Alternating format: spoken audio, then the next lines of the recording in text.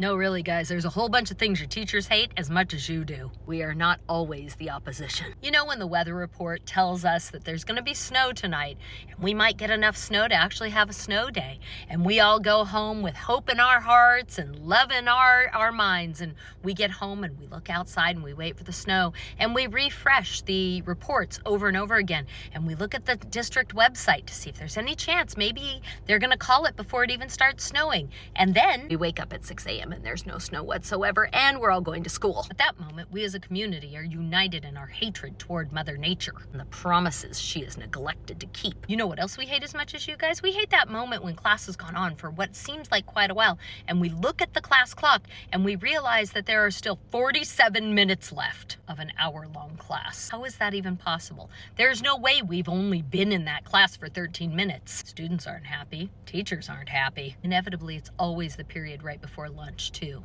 Am I right? How about the first day back after a 3-day weekend?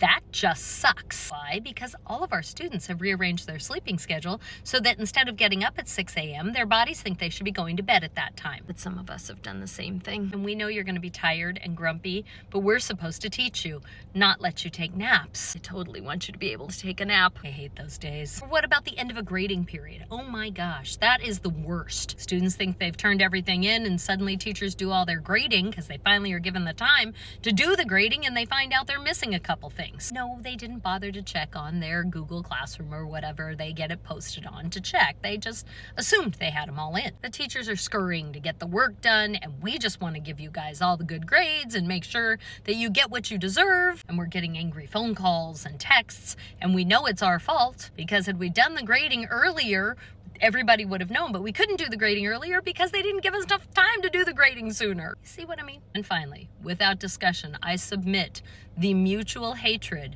for everything that happens on Friday after 2:30. All of it. I just want to go home. So just know you're not alone, folks. Teachers are feeling it too. Gen Z, go drink your water.